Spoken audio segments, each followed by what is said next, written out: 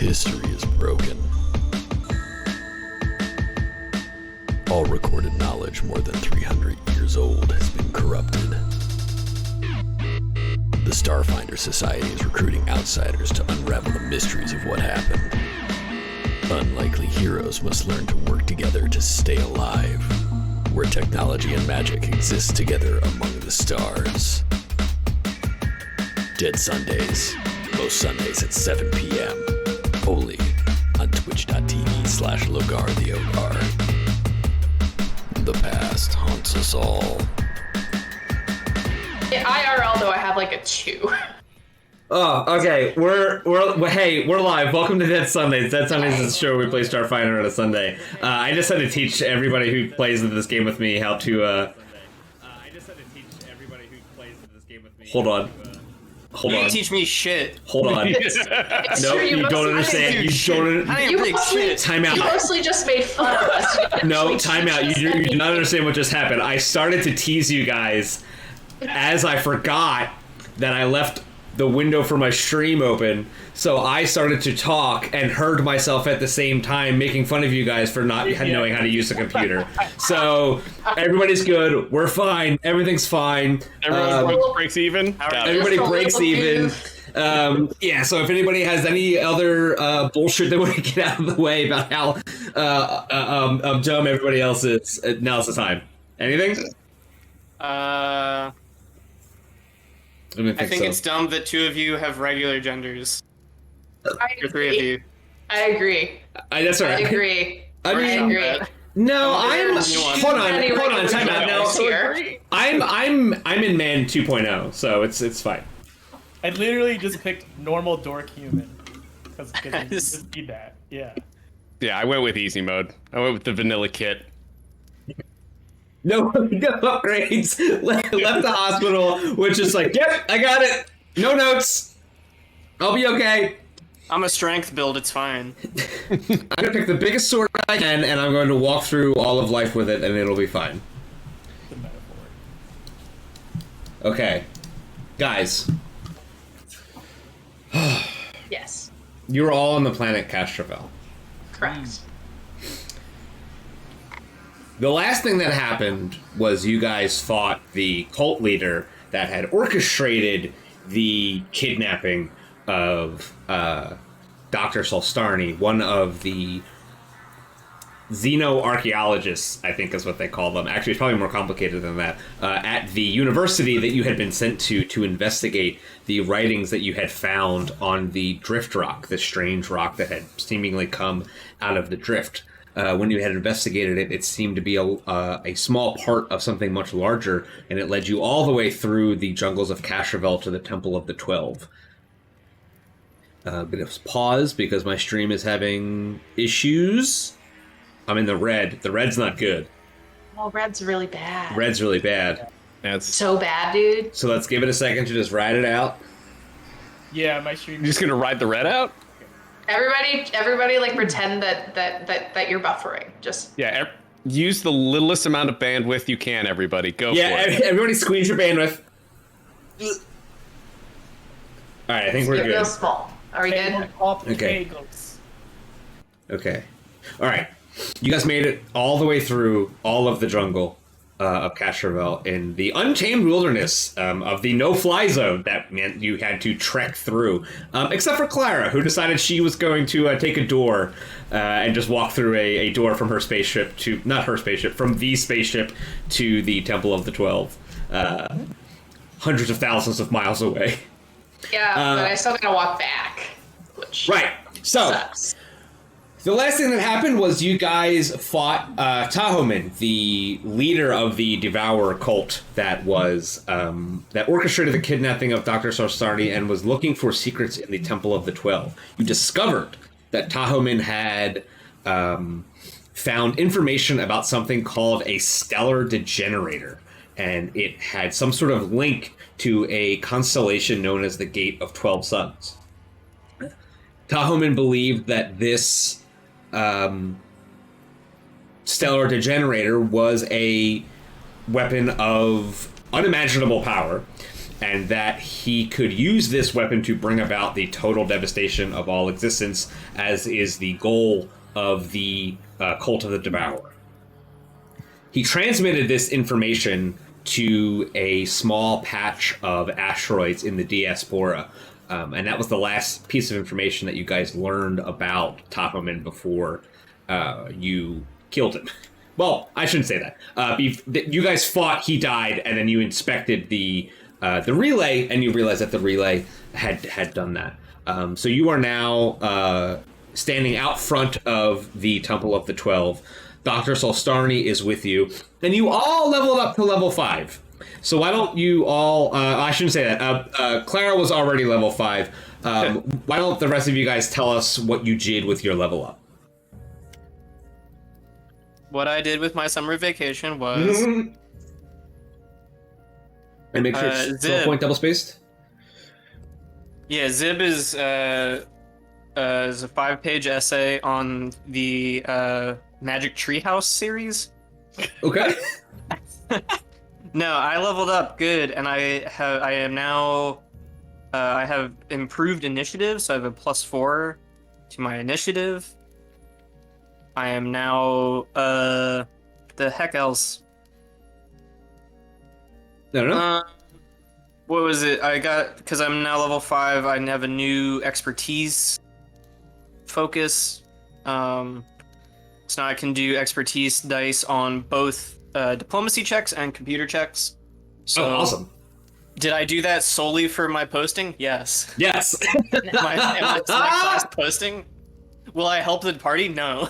Well, so here's the thing: is I also decided that I want to do that part different. I want every time you say something like, "Oh, maybe you've heard of me," I want you to pick 3 numbers between 1 and 20.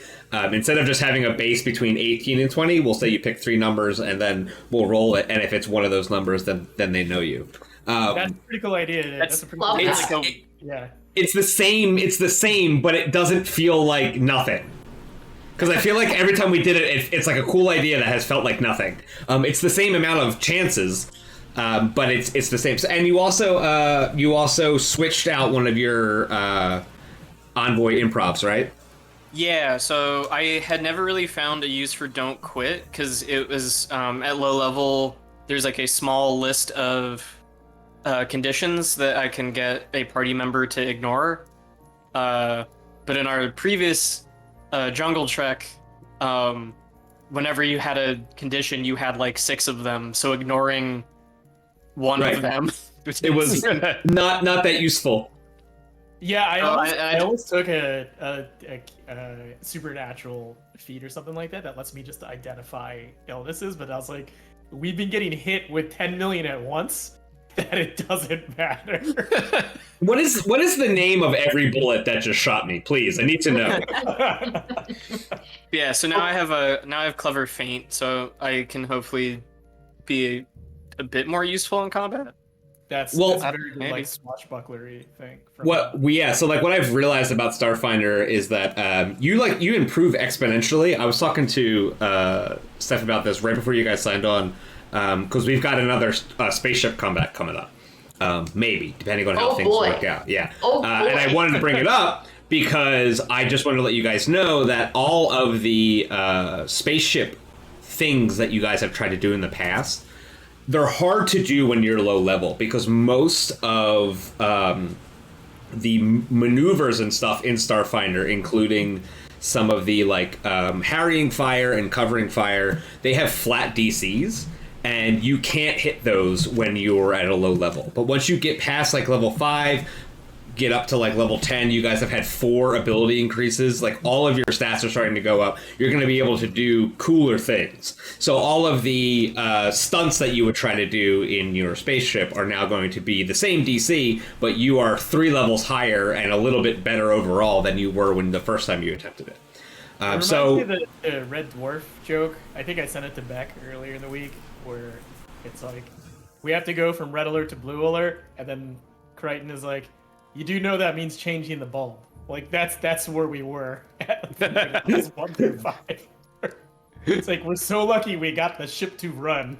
Yeah, and it's the same problem, but you're like, oh, it's actually not that big a deal now. Yeah, I can do this. It's not that hard. What did Pax Duro do?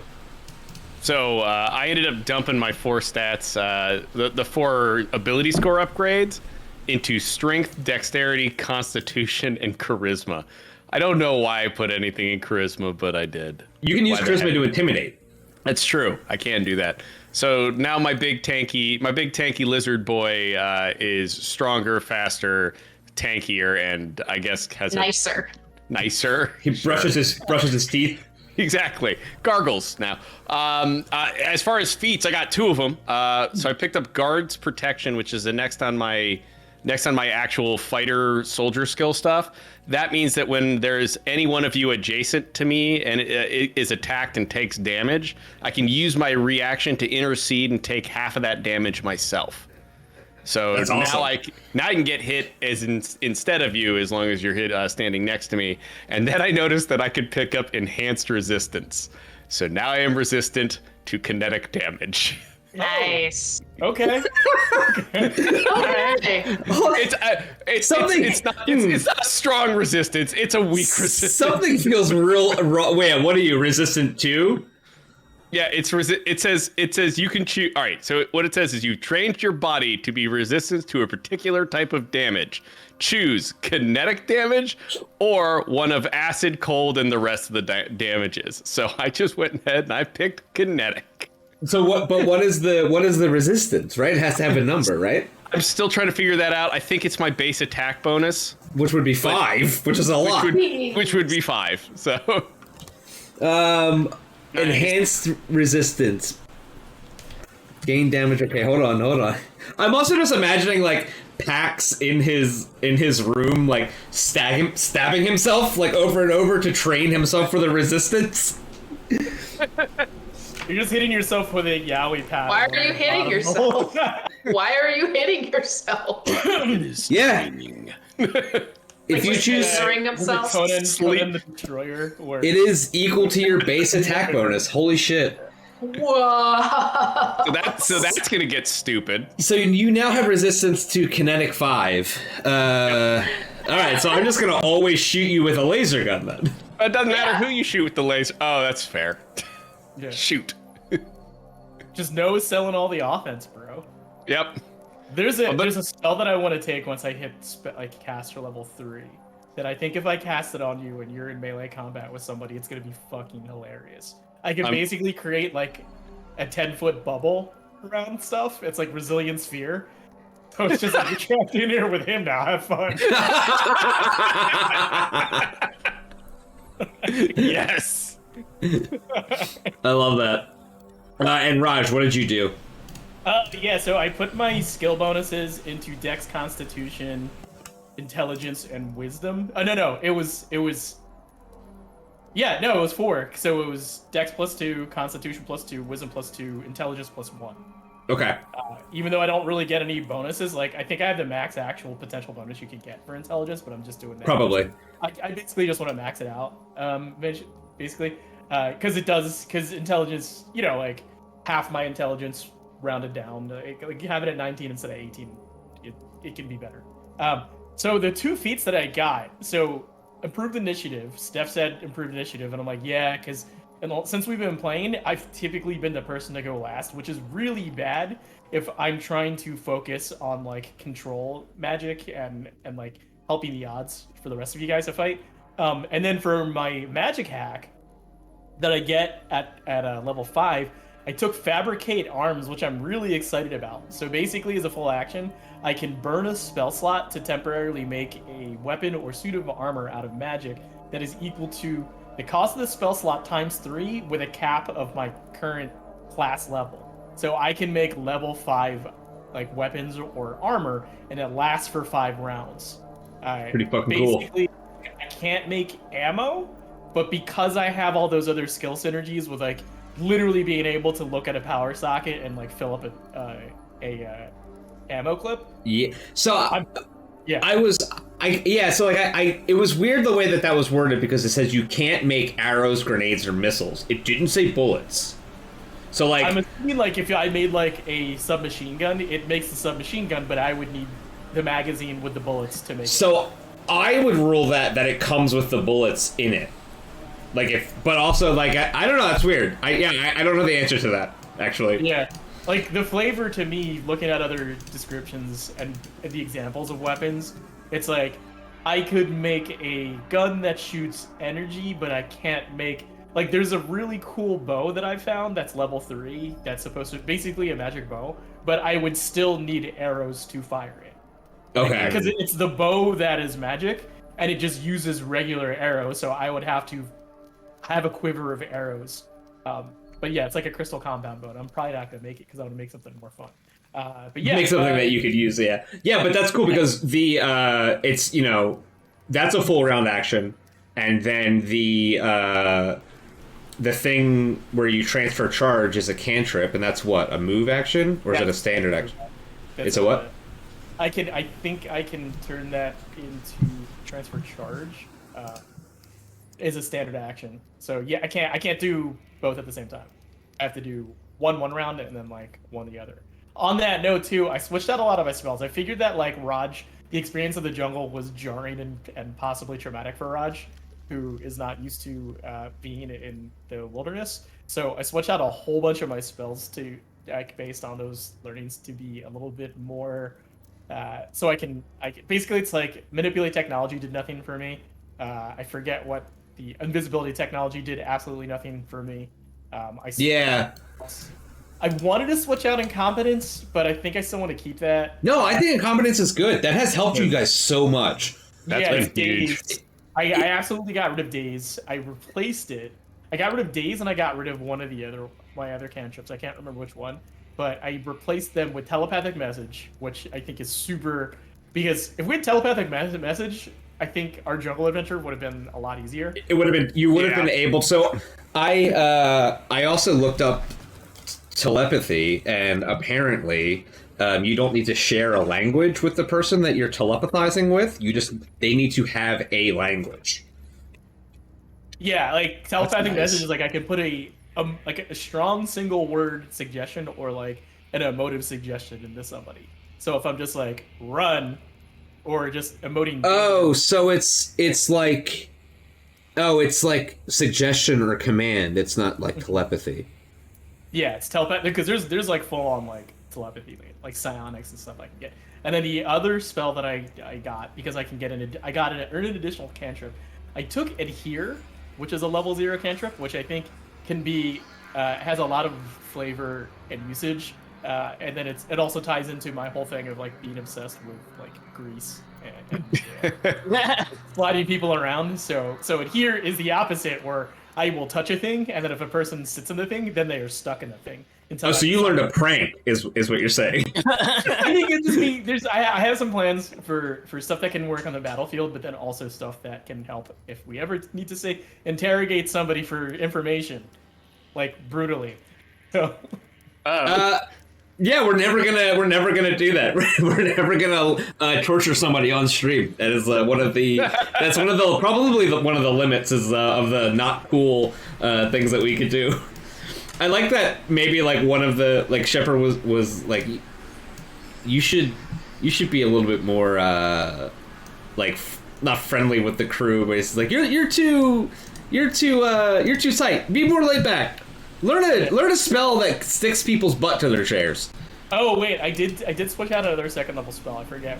Like, pretty much all my second level spells I swapped out because I took a holographic image, which at you can take holographic image I think at starting at level 1, but level 2 is when it actually. But like it every level you can take holographic image and it does more shit.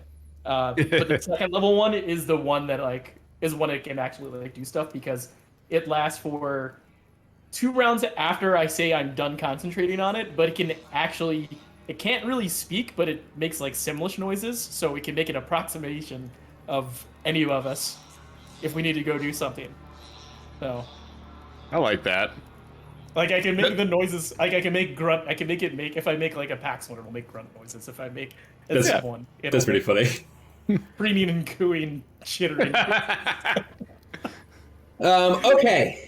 So, You guys, one of the last things you guys did was you looted the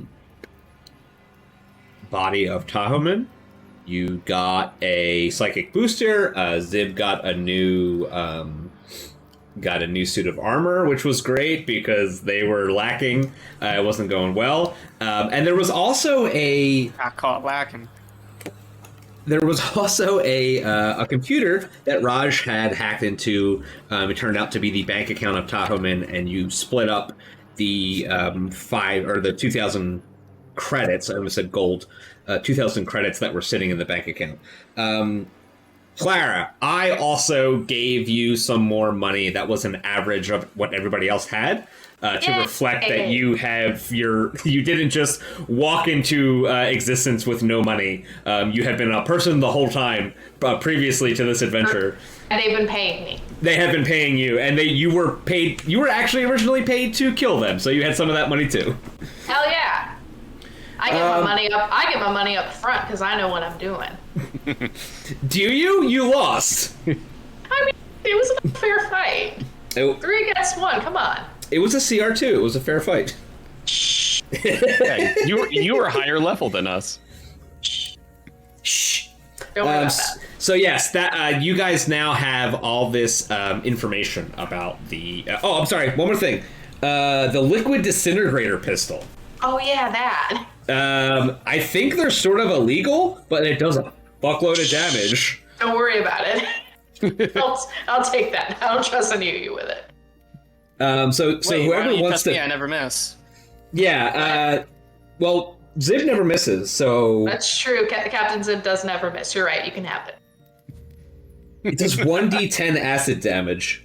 Holy shoot! That is so much acid damage. Raj glues Zib to a chair. Zib pulls out pistol. I've got this. My other second level spell does 44 acid damage. Oh my god. Dang! It keeps doing it for 5 more rounds. The heck? Oh no, that's 5 damage for 5 more rounds. Acid fight. Yeah. Zib, I'm gonna have Raj to. and Zib just This is having a like- gasoline fight. This is like one of those things that you bring into combat thinking it'll be great, and then the second you hit someone with it, you're like, can we never do that again?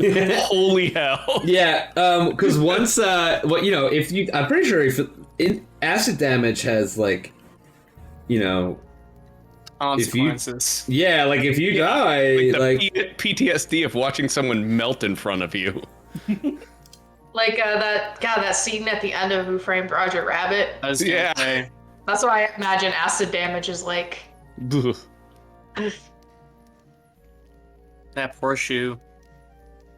Well, that's in the middle of Who Framed Roger Rabbit. Yeah, I'm talking that about was- the end of Who Framed Roger Rabbit.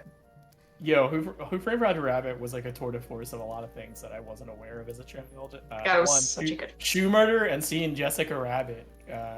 Yeah. Tour de remember my tour de dad- force of my dad animated straight up- breasts. My dad straight up went, "Whoa!" First whoa!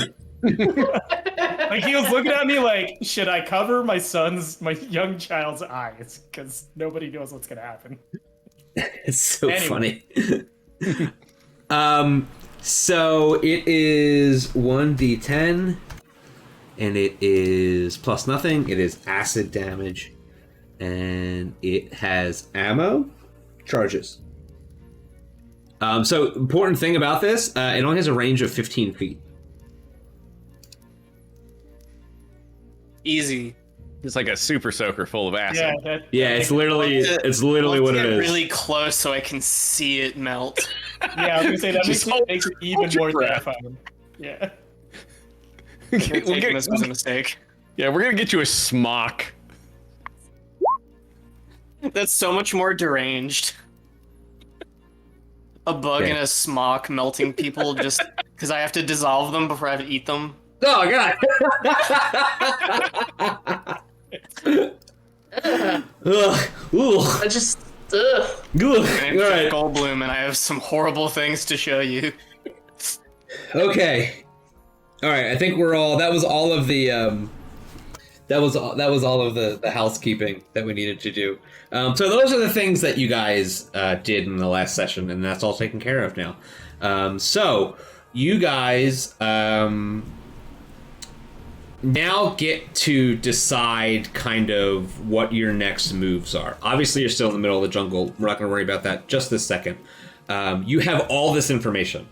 You just learned a lot of things. There is a stellar degenerator. It turns stars like inside out or whatever. The cultists are very excited about it.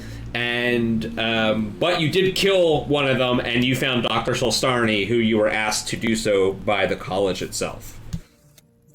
What do you guys think you want your plan of attack to be? What's your guys' next steps? Same. Yeah. I mean, we've informed the college yet that we found. Not yet. Yeah, I mean, I feel like that should be the first thing we should do. Yeah, can we use the relay gimmick to phone a friend? Oh, the you want to set up the transmitter that they used. Yes. Yeah. Yeah, you guys didn't break it. I will say that. Oh, unless we have to lug it back up a mountain. If we have to Fitzcarraldo the radio, I don't know if. I mean, can we set it up on the top of the temple itself? If you had to lug it up to the top of the mountain, you guys, I would just say that you guys do that. There's nothing stopping you from doing that. It would take a little bit, but you guys could get to the top of the mountain and send a message to somebody and let them know what happened. I mean, Dear college. if we're sending one message out, we should send multiple. Maybe tell the Starfinder Society as well. Yeah. Yeah, let's do that. Let's make some phone calls. So I think Zip was like, oh, multiple messages? Oh, you mean like on Twitter, Instagram? Like a reply thread? And that phone is just going to explode. So the way that interstellar communication works is you're basically sending them an email, and you'll have to wait for them to get back to you, like at least an hour. Okay. So it wouldn't be like calling Chiskisk, but you could send them a message. The college you might be able to open up a communication with. Raj, why don't you make me a computer check? Will do. All right. Yeah, I think you can figure out how to turn the phone on. No problem. We got Skyrim running on this. You got a Doom emulator on that thing at this point. So what information do you want to send out, and to who? Do you want to talk to the college first, or do you want to send a love letter to Chiskisk? I mean, I guess since we have the professor, we should probably prioritize college message. Captain. So Dr. Solstarni puts in like a couple of relay coordinates in the little computer that you guys now have running, and it takes a minute, but you see it connects to the Castrovel infosphere, which apparently is only reachable from a communicator that is this big that can have as much power attached to it as this does. It's not something that you can log into from your ARM phone. Got that T1 connection. The person on the other end is the original doctor that you came in contact with, whose name escapes me right now, but I do have a picture of her. Brain guy? Oh. No, not Brain Shapiro. Okay. The original person that you met that helped you and asked you to find... Oops. Oh, I remember her. Yeah, everybody remembers her. Haba. That's Yeah. Dr. Solstarni. That's Dr. Muhali, Dr. Solstarni opens up a video communication with Dr. Mohali, and you can see immediately how relieved Dr. Mohali is to see her friend who was kidnapped from her office overnight by some discussing devourer cultists. The two of them talk for a couple minutes. Most of it is getting these "yes, I'm okay," "yes, I'm fine," "yes, they're still here" out of the ways, and then Dr. Solstarni tells Dr. Mohali about all of the things that they found out in the Temple of the 12, like the Stellar Generator, the Gate of the 12 Suns, and all of the ancient elven knowledge that Dr. Solstarni studied while Tahomen was keeping her there. The doctor on the other end, Dr. Mohali, asks you guys to come back to Kabarat University before you leave the planet, but also expresses concern that Tahomen has already contacted somebody else with this information, and she's afraid now that things are going to be set in motion, and the cultists around the sector, as well as the cultists in the diaspora, are going to be enraged and not enraged. Are going to be enthralled by this, and they're going to be much more active. So she implores you to get back as quickly as you can and to see her before you leave, but that it kind of is just kind of a big deal. And with that, she logs off. The information that you would like to send to Chiskisk, what would you like to do with that? Basically, everything I just said? Basically. Okay. Yeah. It'll take an hour or so to even get to Chiskisk. Interplanetary communication goes from the communicator to the infosphere to a drift beacon to the drift beacon at Absalom Station, which can take an amount of time up to about anywhere between 1 to 6 hours. You can actually send 2 messages right after each other, and the second one will get there before the first one, just because sometimes. Who knows? Time's all fucked up like that. Nobody knows. As far as getting back to Casherville, you guys return from your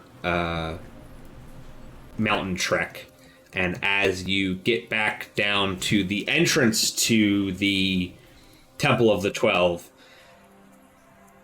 you notice on the door into the temple that there is something there that was not there before. Slightly to the right of the door, carved into the archway, is a symbol, and the symbol looks like this. Recognize it pretty much immediately.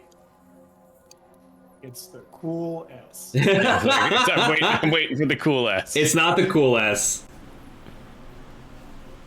It's this. Oh. Yeah. Oh yeah. I know what that is. It's very sus. Oh, now It it's is- less sus. It's super sus. Amogus. How about now? How do you feel about it? How do you feel about it now? Amogus. Put it back. No, Put it back. Put it back. Orders. Looking like the damn Splatoon lobby. So you guys see this this symbol. Whoops! Amogus. Carved into the door next to carved into the archway of the door to the Temple to the 12, and the doors that were sort of rotting apart, these big wooden doors that were just barely holding onto their hinges, seem a little bit more straight, and they seem a little bit more rigid than they did when you guys got here. They're closed, and you notice that there's no, like when wood chips away, it chips away in chunks, and you can sometimes see through it, and you notice that there is none of that. It is a solid wood door that looks like the one from before, but in much better shape.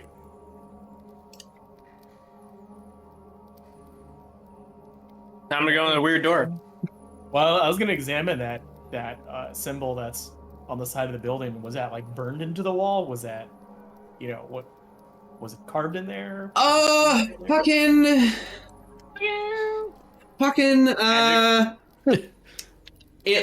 It burned? No, because there's a stone archway that goes that holds the doors in there. And it looks like it was carved into the stone in the same way that the patterns on the floor of the courtyard were carved into it. It's carved stone. Carved a symbol into the stone. I mean, we were only gone for a few hours, but somebody carved a whole symbol in here. Well, Clara says, "This is what I saw in the spaceship when the hostess came and met me." Someone is carving things into our spaceship. I think it's paying you to protect it. Someone talk to you or abduct you? I mean, I touched it and then I was abducted, but then I walked through the door and I was here with you.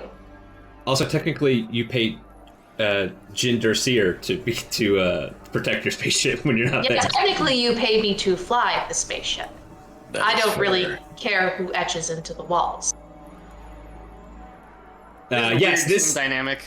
This is this is the symbol that Clara saw before she stepped through the doorway into the hostess's restaurant, and this is also the symbol that you guys saw in the clearing with all the Koroks before you guys stepped through that broken archway to go to the hostess's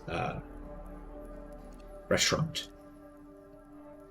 which is not Spacey's, by the way. Just so we're all clear.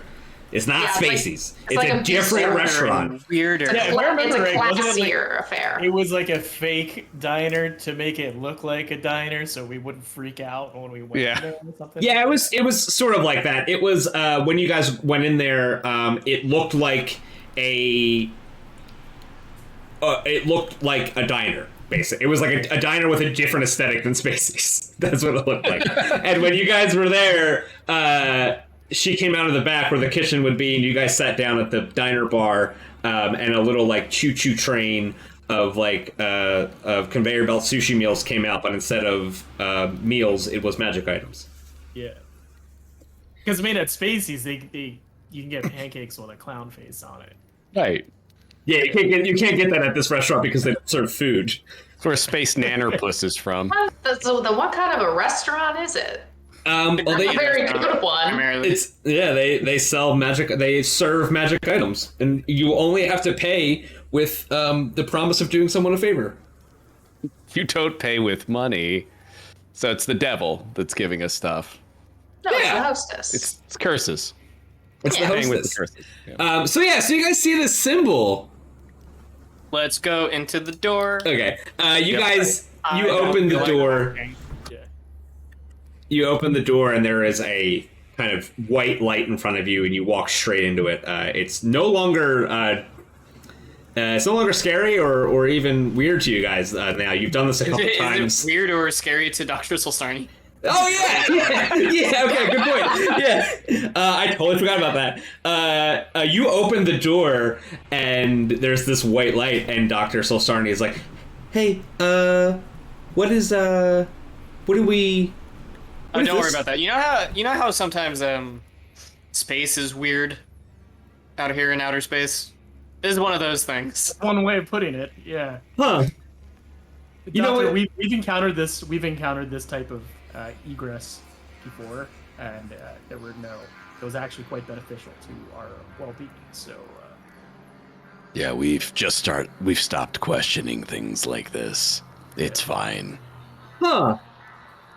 Yeah, I guess space is kind of weird like that. When you think about it. When you think about it. It do be like that sometimes. It do be like that sometimes. Last time we did this, Doctor, we ended up on a dating show. I don't think he was flirting with you. And she's like, okay. How did that go? How did that end? How did that happen? That's. They were kidnapping people to. They were kidnapping. I think they were kidnapping Riforians to make love potions out of their magical energy or something. Mm-hmm. And then you guys fought two Patra. Yeah. And then Phil from Hercules, I'm sorry, Bill from not Hercules was there. Nercules. Nercules. Nercules. This is my OC, do not steal. Like most of our adventures, it ended up with us killing some people and making and freeing some people. Yeah. And making things better for ourselves. Huh, so you guys really just are about that life, huh? Yeah, we're on that grind set. Now let's go through this weird door. All right. You guys walk through the weird door, and as the light blinds you as you walk through it, you can't see where you're going, but you're walking somewhere. As the light fades, the four of you are standing in the restaurant. It is a very dull red color. There are four open seats at the bar. They are the only four seats in the place, besides the booths.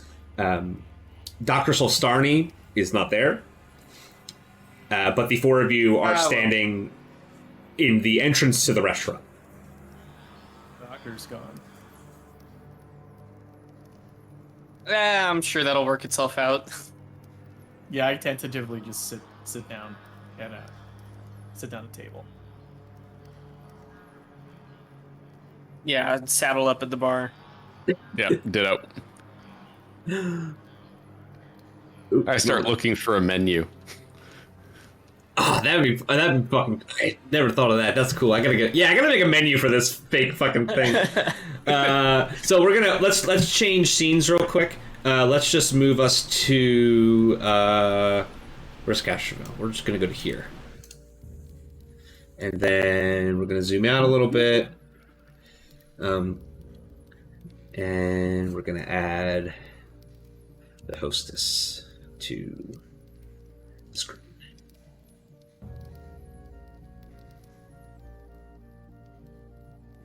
Yes. So the four of you sit down at the bar, and as soon as the fourth one sits down, you hear kind of like a shifting of energy in the back, and from around the corner from where the kitchen would be, out floats this blue lady. This blue lady, you know, is the hostess. She is the owner of this restaurant. She will sometimes sell you magic items, and she will sometimes give you magic items in exchange for favors. She approaches the four of you, and she greets each of you by name. She says, Clara, Pax, Zib, Raj, it's good to see you again. Hello, Always good to see hostess. you. I saw that you guys got yourself stuck in the middle of the jungle. Well, I mean, that's a interesting interpretation of a situation I think that we had complete control of. I mean, mission accomplished, right? Like, You did accomplish your could go mission. wrong? That is very true. I would be so inclined to hear what the plan was from the mouth of Captain Zib Beveridge to return to your spaceship after you had eaten all of your rations and gone through all of your medical supplies, some of which were granted to you by a friend. And she looks at Clara. She's a big help. I think we still had rations. Looking at my inventory. Yeah, I don't know. The plan was, rely on my getaway sticks and charming wit, as always. Witting my way through the jungle. Raj, what are you doing? Raj, are you throwing a spell gem at this lady? No. Don't do that. Raj, Do not. Ghost. Yeah. So rude, dude. Accidentally, I was looking at my equipment and realized I actually am completely out of rations. So Yeah. back. You guys would not have. You start like going through all of them, and you're like, "Oh shit!" And the hostess is like, "Well, Yeah, I guess Shepard did take some of them. that exactly. You are correct. When Shepard left, when I called him back, you lost a lot of your rations. So you admit Zib had it under control, and you. This is not a captain. Oops, whoopsie. This is we're all on the same team, and everybody's fallible. It's not always Zib's fault. It is not always Zib's fault. In exchange for both the medical supplies and the transport back to your starship, you will do me a favor in a week or so. You will see, I will call you again, and you will come to the restaurant, and I will be in need of your assistance once again. But it is very, very important that until then, you continue in your mission. I think you have learned the severity of the path that you follow. It Yeah. was no small feat to condense the flow of time that was plaguing Clara. And in that, I saw, and she continues to see, many destructive possibilities that could be. So, it is in everybody's great interest to prevent that from happening. What's this catastrophe you're referring to? The generator, man. Come on. Oh, right. Zib elbows Raj. He's like, the fucking generator. The fucking... We just sent 2 emails about this. On a computer you fixed. My stomach was grumbling while she was talking because the other robot took our rations, and this diner doesn't even have a case with pies in it. So, We are a Yeah. truly entirely food motivated crew. the case with pies is suspiciously empty. yeah. It's there, but there's nothing in it. There's not even empty plates. It's just empty. Oh. And she says, she says, the door behind you will lead back to your spaceship in the same way that Clara came through the first time. Farrah, when you came through here, did it look like a diner to you too? Yes, it did. Huh. Okay. Yeah, it's not Silent Hill. It's not. Yeah.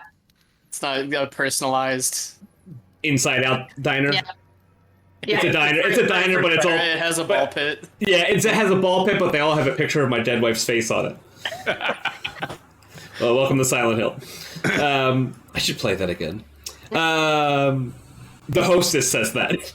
We have no idea what she's talking about. We're like, What the fuck? Right, she just had this whole thing. I'm kidding. Yeah, so she says the door behind you will lead you back to your spaceship in the same way that Clara came. Your security officer is there waiting for you. She's quite worried. But it's only been a couple hours since Clara has left, so you should be okay. Go ahead. And our new doctor friend. Who's... Oh, she's fine. She's at the university, which I think you should probably go to. They might have 1 or 2 things that they'd like to talk to you about before you leave. But I sent her back to a different place. She didn't enjoy it. I thought it was hilarious. Yeah. Well, You guys, that's an interesting character development. you guys will more than likely talk about that. But other than that, she's fine. I wouldn't. She's important and sort of interesting to me, so I easily sent her back with you. It was the whole point of your mission. I wouldn't deny you that. Appreciate that. But as I said before, the danger that you face is not only your own, but also the balance of life in the universe. most things can escalate that way, but it seems that you are the ones that are going to prevent it from doing so. And I would really appreciate it if you did. I think I'm fine with that. You know, it's talking with my colleagues. Everybody feels like they're the chosen ones for whatever they're tasked to do. But the chosen ones. That's funny. Yeah, me and all my boys feel like we're the chosen ones. Like, I don't know. Yeah, dude, I fucking... Like, all I'm saying is, I've never met a fucking person that can eat 3 bananas and then chug 4 fucking Twisted Teas without throwing up, right? I'm not saying that I'm a superhero. I'm saying that I'm a fucking good time, dude. All built different. Dude, we're all built different. I'm not stronger than the storm. I'm just better at it. So... After after she explains the imperativeness of your mission, she waves her hand, and behind you, you can hear the door unlock, and you can hear like just that like wispy magical energy, you know, like that when you stand close to magical shit. You got it exactly. He goes, and she says, "Thanks for stopping by." Hostess, if I may ask you one more question. Yeah, okay. How did you know that I was gonna start seeing things? I mean, did you cause it, or? No, that I didn't do. I didn't really know. I kind of knew when it started to happen. It's kind of complicated. It's a combination of being sensitive to the ripples of space-time. And I could see that they were sort of rippling and then coalescing in a certain direction, and that direction happened to be you, which I found very interesting. It happens sometimes. And with a timeline like this one, that is so... epic and world-ending and dangerous. Sometimes it coalesces in a person, and that person starts to have strange time sensations. It's probably the best way to describe it. And space and time are explicitly linked. So once that started to happen, I became sensitive to that. I watched it happen to you, and I realized that I could help. And in exchange for that help, I'm sure one day you will go on and make sure that we get to keep living. That would be great. And if we are successful, do you think that this noise in my head would stop? I think the noise in your head will become more useful the longer you listen to it. I know that wasn't the answer you wanted. Well, thank you for the answers all the same. And then she kind of like starts to slowly float back a little bit. She says, "So if there's nothing else..." You could give us a hint as to what the favor you're going to ask for is. Oh, okay. Sure. Have you ever been to an abandoned space station? Yes. Oh. No, I haven't. I was lying. Okay, yeah. So, But I wanted you to continue. I didn't want to make you feel like we couldn't relate to what you were going to say. Sorry. I actually, I wanted you to say no. I wanted it to be exciting and then a new adventure for you. But you'll be going to an abandoned space station. On that abandoned space station, you will take one of my doors, and when you do so, you will investigate and exterminate. And all those things will be clear once you get there. Oh, I'm really excited for this learning opportunity. Sounds fun. I don't want to give you too much information, because if you do, if you know too much about the future and you change too much about the past, then what happens in the future will change. Makes sense to me. Just how it... Zib gets it. I mean, that's if you're dealing with linear time. Right. No. I mean, right now, technically, things have changed and they haven't changed simultaneously, and we won't know until we get there. So, right, nobody knows. Especially the guy in the blue shirt. He has no idea what's happening. Couldn't explain it. Would love to pretend like he does. Schrodinger's DM. Let's go. Yeah. So she says that you guys will have to go to a place, and you will be presented with a situation.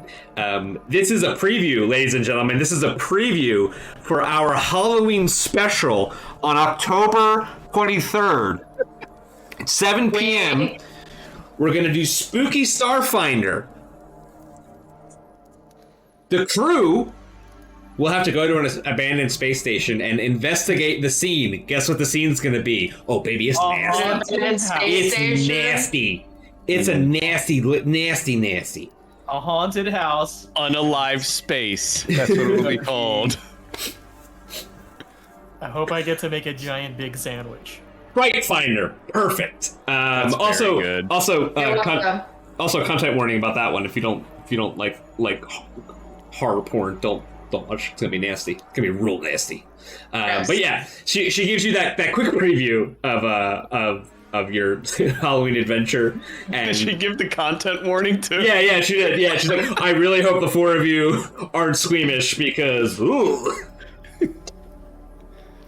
But with that, she now has started ushering you out the door. Later. She's like, come on. Get up. Boy, I need to call my mom. You call your mom. It's been about like 2 weeks, at least 2.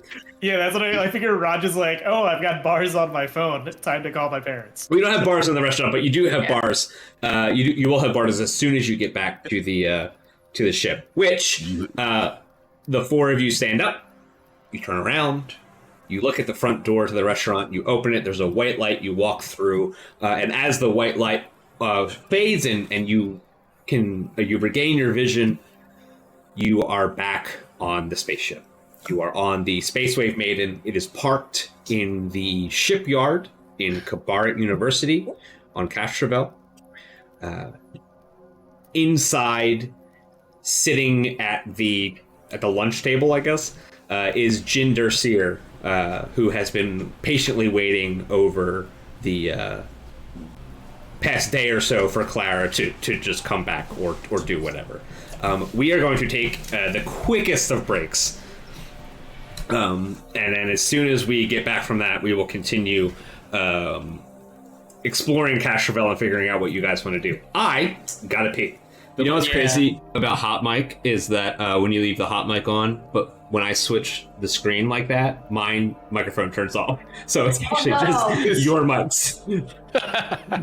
I need to refill my water. I just wanted to switch back over to tell you guys that feeling great. You know how to use a computer. But yeah, if you plan on seeing Barbarian, don't watch the trailers. Don't Google anything. Barbarian is so good. I went in with no expectations, and it's one of the best movies I've seen in like. So good. Well, hopefully it'll still be around in like another 10 days. Then I should be able to go see it. It's a nasty movie, right? It's a little nasty. It's not. Actually, no, I take it back. It's really, really fucking gross. Yeah, I've seen like clips of bits of the trailer, and I'm like, nope. I basically spent the entire movie going, sheesh!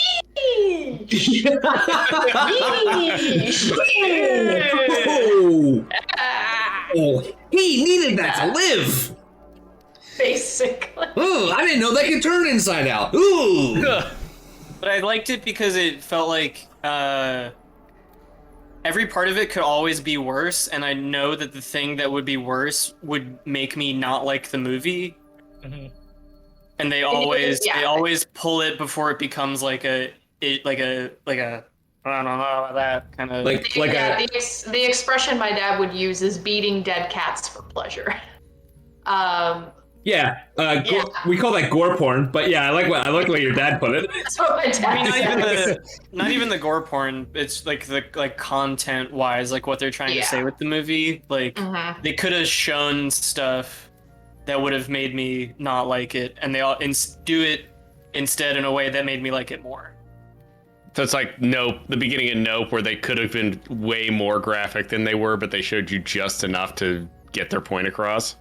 Yeah. It's about when you see it, what I said will make sense. It's about what they don't show you. You know what I mean? Yeah, it's jazz.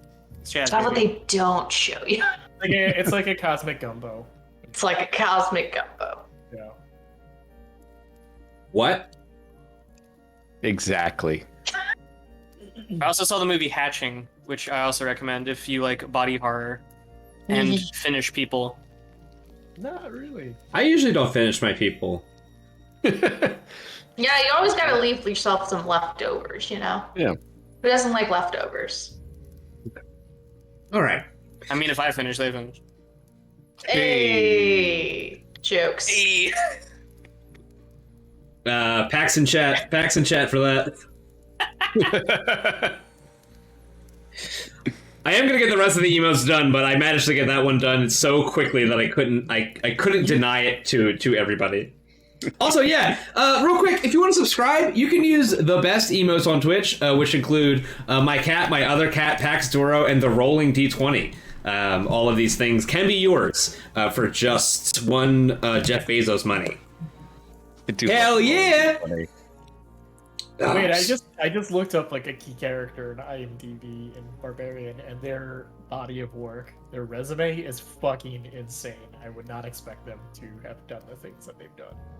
It's so weird. Yeah. Okay.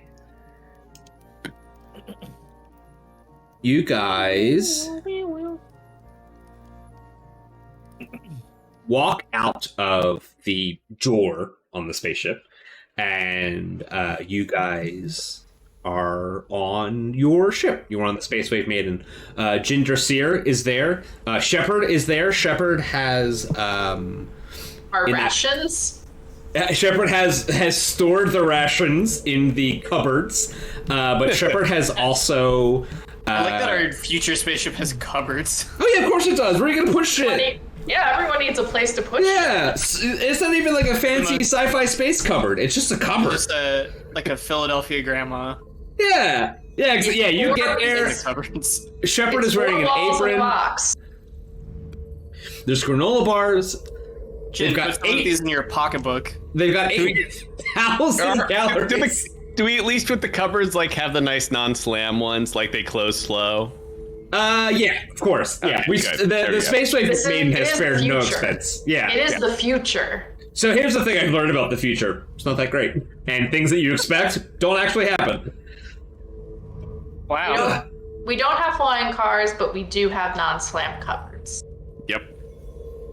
So you guys see Jinder Seer, who is sort of just patrolling the Space Wave Maiden. Walking around, looking out the window, making sure nobody's there. And you also see Shepard, and Shepard is sitting, for lack of a better word, in front of the science officer terminal, and he is in that form, for lack of a better word, where he is integrated with the ship in a way that is almost unsightly. He has opened up a lot of his panels and taken a lot of his wires and plugged them directly into the ship. And you know that the last time that he did this was when you found the Space Wave Maiden, and something seemed to happen, and he seemed to have some connection to the ship, or some event seemed to happen underneath the circuitry of the ship. And you guys were able to turn it on and leave. So as you walk in, Jin Dersier is sitting in the cockpit with Shepard, and as you enter the room, the screens flicker on, and you see Shepard's face on a couple of the vid screens. And as you walk in, he says, "Starfinders!" Welcome back. How was your adventure? Harrowing. We won. Same. Congratulations! And then it flicks off again. And Jin is sitting there, and she looks at you guys, and she says, I'm very, very, very happy that you're alive. You owe me at least 4 days of pay. You said you were going to be back in 5. It's been 12 days. I don't want to be a stickler about it, but, you know. That is how much, and also it is difficult to buy food for yourself when you are watching a ship that doesn't... Did you know that we also had to pay a docking fee for every day that we were here? That's just a thing they tell you. No one actually pays it. Okay. Yeah, if you change your address a couple times, like, they can't find you. Okay, because they mentioned it a bunch, and they give me an invoice every day, and every day I say, well, they're gonna come back, and now you guys are finally back, so that's great. We're gonna go down to the college. We'll get the parking validated. It's gonna be fine. More importantly, you said you were hungry. We have lots of rations. Well, I was, and then Shepard came back with a you know, a really good food. I imagine that Shepard has the opening stomach inventory that Bender does. So every time Shepard goes to get something, he just opens up his stomach and pulls out a bunch of granola bars. Shepard is our cabinet. My first Starfinder character, Sally, had that. Was like a robot with roller skate feet, and she had that in her stomach. It's where you keep the spell gems. You guys get to decide what you want to do next. Your choices are... Oh, one other thing I wanted to mention is that you guys have amassed a little bit of money. You should probably all have around 1,000 to 2,000 credits. Some of your equipment is, at this point, going to be a little outdated.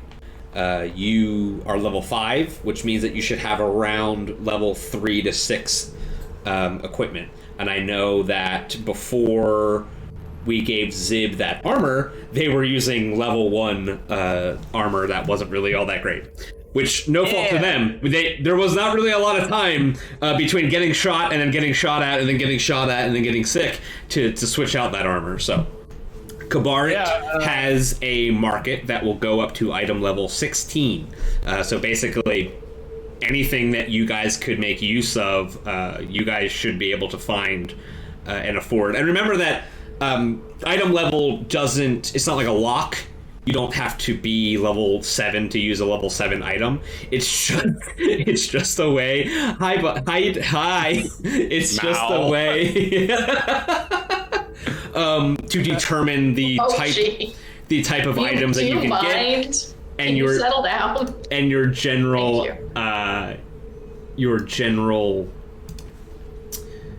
power level. Right. So like if I was like, oh, I'm going to make this adventure, I want to throw in a couple of items for you guys to find, I would put items around your level, knowing that, like, you know, 1 or 2 levels above would make you like pretty powerful. So anything that you guys would want to replace is available on Kabarit. I looked it up. Item level 16. That usually means anything you want, you can find. A lot of it might be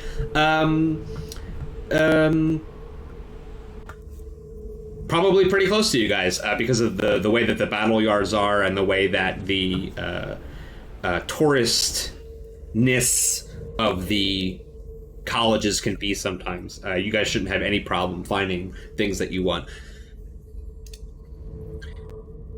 Until then, you guys can also go and visit Dr. Muhali, who is the person that you talked to initially when you got to the college.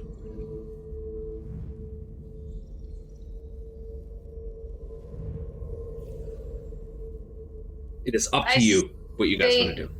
College first and then shopping? Yeah.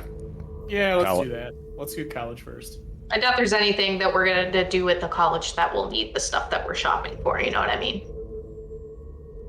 Well, I don't know. Plus, maybe they'll give us money.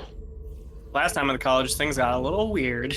Things did get a little weird. You had to mediate between a person who said genocide is fine and the entire academic curriculum around them. So you're gonna miss I that. impersonated That's a terrible. That's a You- yeah. They love that. You did impersonate a professor, and you never. There was no repercussions because it was just so good. I work there now. And you worked there, yeah. If you were to put Wait, that is it disguise is it back on, Friday? Hold up. Let's go to payroll. yeah, I work here. I didn't get paid for my work go to the that I bursar. do here. Yeah, let's go to the bursar, everybody. Who doesn't love going to the bursar's office? So you guys walk into Kabarat University. It's a fucking big ass space college. It looks very fantasy inspired, but then it has all of the holographic LCD panels that you would expect of a science fiction library. Whatever you're picturing in your head, that's it, baby. You walk. Like the Jedi libraries where books are just blue lights in a wall. Yeah, books are lights, books are books, lights are books. It's, there's scrolls that is actually just like it's a glow stick, and they turn the glow stick and then the words move. It's crazy. Hollow scrolls. Hollow scroll. I just came up with it. Is there Yeah. one really old book on a pedestal, like in the middle of the room? Do not The sick- touch it. The sacred texts. That is the sacred text. Is there anything? I mean, I want to hand wave my RP and say like, this is where Raj learned his new spells. Was when we went here. Sure. Exactly. We'll say that. Okay. Yeah, that's fine. I also think. I was like, I- how do I have justification for these wildly new spells? Well, I also think that, like, whenever a character learns new abilities or spells, it's always like, hey, I've done this a billion times this way. What if I set it to Wumbo and then pointed it to the left? And that's how you come up with new abilities and skills. Is your brain is just like, what if I did it the same but different? And I got a different result, because that is mostly how life is and how you do shit. Is like, oh, I'm going to take chicken, but instead of putting it in the oven, I'm going to grill it, and it's going to be different. It's still chicken. I mean, it's still a spell, but it's different. I used confit garlic for this spell. I conjure sriracha. So you guys walk through the library and into the office of Dr. Muhali, who is sitting there, not at her desk. She's at the little, like, the lounge area to the side, which is just two seats and a small table with tea and books on it. And she's talking to Dr. Solstarni. Dr. Solstarni is much younger than Dr. Muhali and has the enthusiasm to match. Dr. Solstarni is trying to explain the excitement of witnessing these ancient places and temples and all the things that she got to study and all the things that she learned. And Dr. Muhali is very much more concerned with, is she okay? Was there any sort of, what were the cultists like? Did they hurt you, etc.? Trying to get more information about what actually happened with the people who kidnapped her. When you guys walk in, Dr. Muhali greets you, and Dr. Solstarni immediately stands up, and you can see that now she's suddenly worried, and she's like, I didn't know where you guys went. You told me to walk through the door, and then you guys weren't here. I walked through the door, and I walked out of the dented cabinet in my office. Yeah, It works differently for everybody. honestly, didn't know it was gonna happen. I just needed you to walk through that door. So I mean, we gotta. Okay, I mean, I guess it all worked out, so that's fine. I've been talking to Dr. Muhali. I've been trying to tell her about how excited I am to share all of the information about the ancient elves and things, but she doesn't seem really interested in that.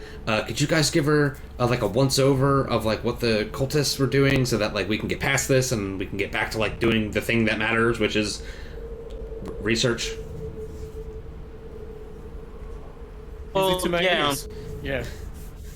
But also, you should learn to like appreciate the people in your life that care about your well-being. I think that's important. as a captain, I need to make sure that everyone on the team knows that I love them and care about them, and also remember their names most of the time. Oh. Okay, and she sits down, and now she's just sitting, like, staring at the table, not looking at anybody. And Muhali, like, interjects, and she's like, all right, dude, that was... Okay, I mean, great job. But also, yes, please explain to me what happened with the cultists. I just think that you need to, like, think about, like, the... Whatever, doesn't matter. Yeah, Zib, it's been... Okay, it's been a week and a half. You disappeared for a week and a half, and then she came out of the cabinet. In the office she was kidnapped from, so... This is fucking outer space, dude. Look. I don't know. Our robot, like, plugged into our spaceship. I have, like, she turns to Raj and she goes, what happened with the cultists? Yeah, so we were under duress from the cultists, and we defended ourselves. I really don't know what to say. Is that we found your colleague there, and then they tried to kill us. So then we killed them. We killed them harder. Yeah. Okay. Oh, but they did let cultists off-world know about their discovery, which is maybe a doomsday weapon. Probably is a doomsday weapon. Okay, that's... Okay. Yeah, that's okay. subpar. I think we can all agree that's not... Yeah, that's... So we talked about that earlier. Okay. Just want to make sure... Are there any left? Probably. Not in I mean, not where not in a we were. usable state. Okay, so you killed all of them. You didn't, like, knock one unconscious and then leave them there or something? No, they're No, all. we definitely did that. There's Did definitely you, one did who we was do that? unconscious that we... Yeah, because I made sure to knock that one unconscious for questioning, and we never killed them. Wait, But Which we left them in the jungle? But we did tie them up. Yes, they are tied up in the jungle alone with no escape.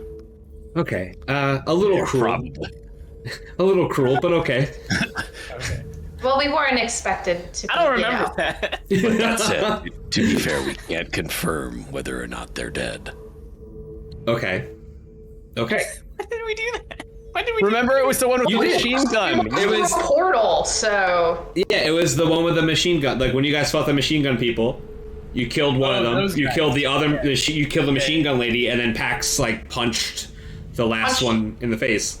We were going to question that one, but instead, Clara went came through through a the portal. Yeah. Right, and everything got weird, and then everybody then forgot everything about got it. Weird. And I was like, In our defense, we were planning on following through with that, but it just. in your defense, yeah, one of your It worked teammates out. suddenly appeared through a door in a fucking millennia-old temple.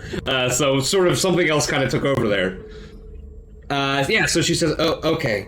I have alerted pretty much every piece of station security that would listen to me about the possibility of cultists of the Devourer uprising, or just any kind of activity. Of course, you know, you'd be surprised how many people don't believe you when you tell them that there's a bunch of cultists that are trying to summon a doomsday weapon into near space so that they can blow up the sun.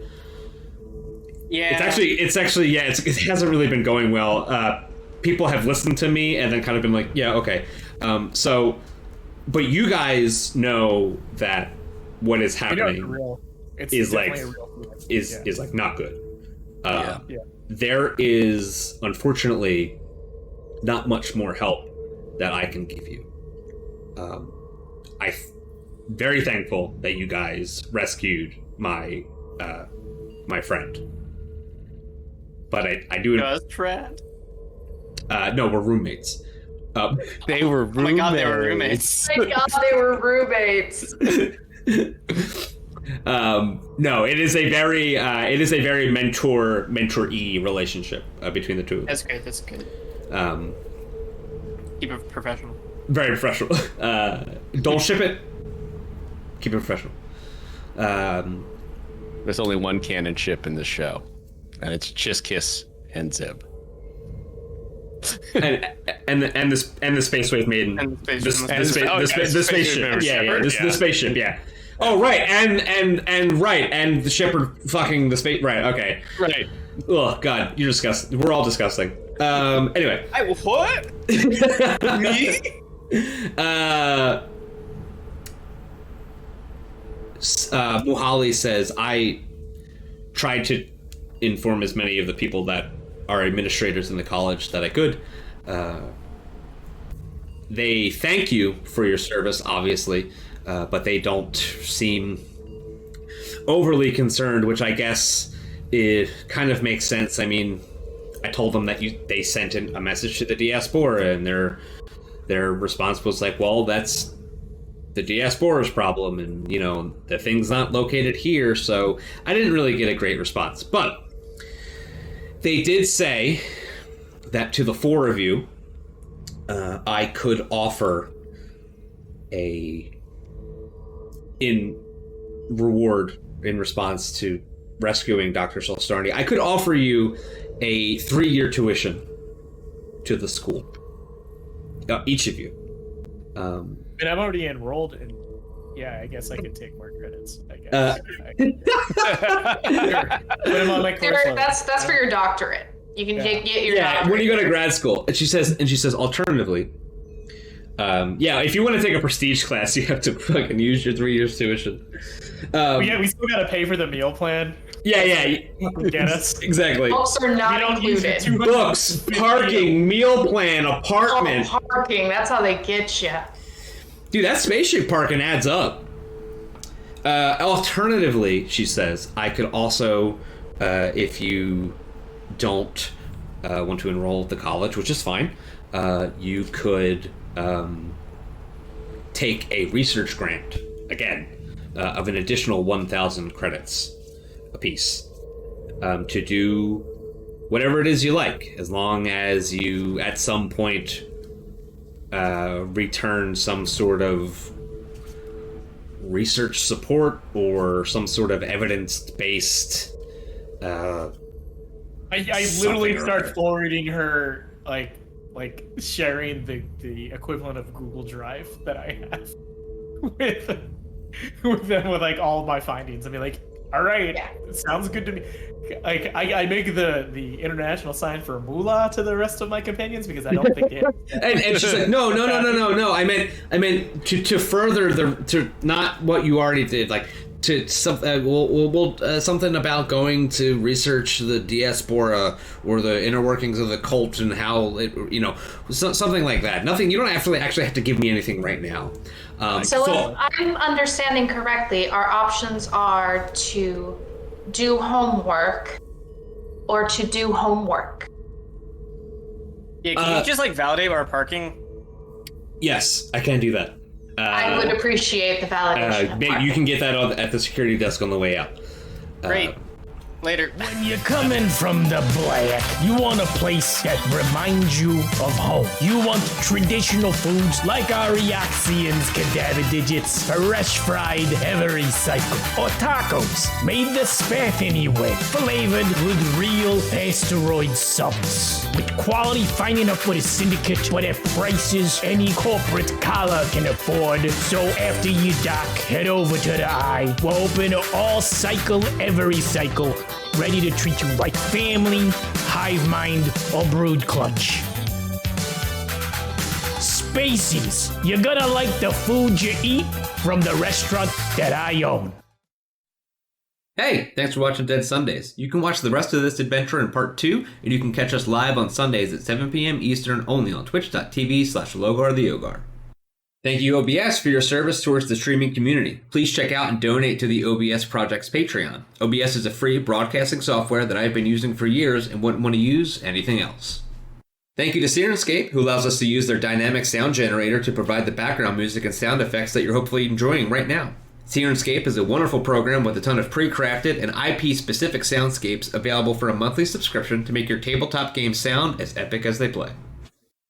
Thank you to Roll20, a web-based tabletop RPG client allowing users around the world to play tabletop games together as if they were in the same room. Roll20 is a free-to-use service, but offers a low-cost monthly subscription option for extra tools that I use because I use Roll20 all the time.